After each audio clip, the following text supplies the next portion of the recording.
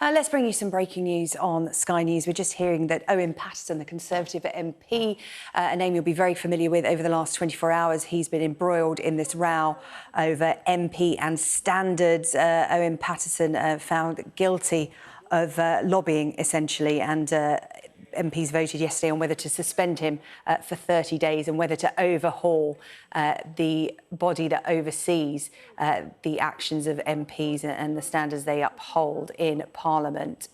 He has just resigned.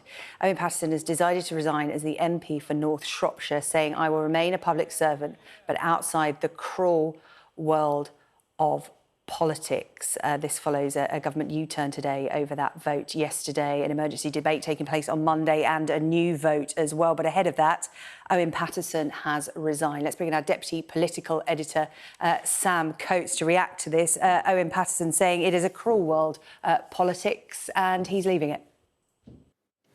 Owen Paterson, who of course was found to have broken the rules on paid lobbying just last week, and was now, after that government U-turn, facing 30 days suspension from the House of Commons and, bluntly, likely a by-election. He has circumvented that in the last few moments by announcing that he is going to resign with immediate effect, and that means that he will no longer be facing the humiliating vote in the next few days and will stand down without the prospect of the people of his Shropshire constituency having to work out whether he faces a by-election or not.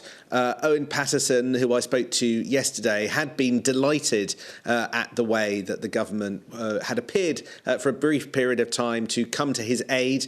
He thanked Boris Johnson and Jacob Rees-Mogg to me, saying that he was grateful that they stepped in to, for that brief period of time before this morning's U-turn, junk the entire system of policing MPs, which had found him guilty, and offered to basically create a new one, which he thought and hoped would be fairer and might come to a different outcome. But there was such a massive backlash overnight, including from Conservative MPs, that Boris Johnson U-turned this morning and decided that he did need to face another vote in the House of Commons, which, to be honest, Downing Street, everyone else expected would be passed by a majority of MPs, which would have seen him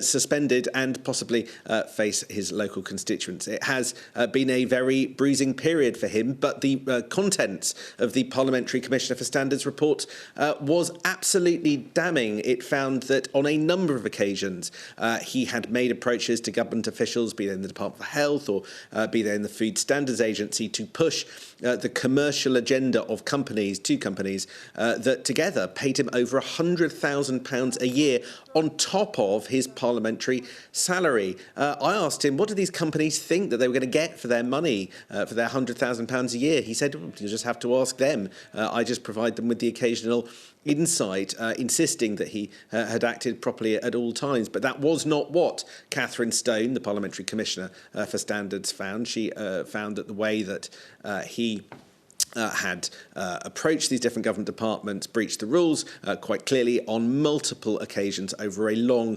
time span. That report came out last Tuesday, the day before the budget, and since then Owen Paterson mounted a huge campaign using allies both in Parliament, like David Davis, in the media, like Charles Moore, who had dinner with the Prime Minister on Tuesday night, and ultimately Downing Street decided to take his side, but that proved to be incredibly unpopular. You had MPs complaining of their offices vandalised overnight.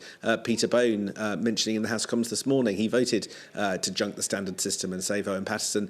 He said that there was graffiti on the outside of his constituency office this morning as a result of that decision.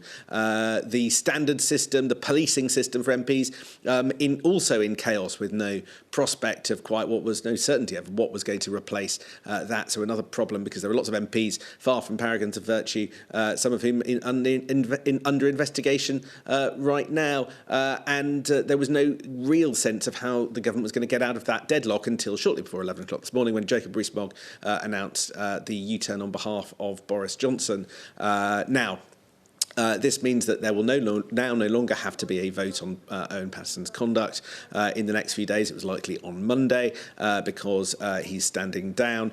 There will, however, certainly be a by-election in the seat. It's a pretty safe Conservative seat.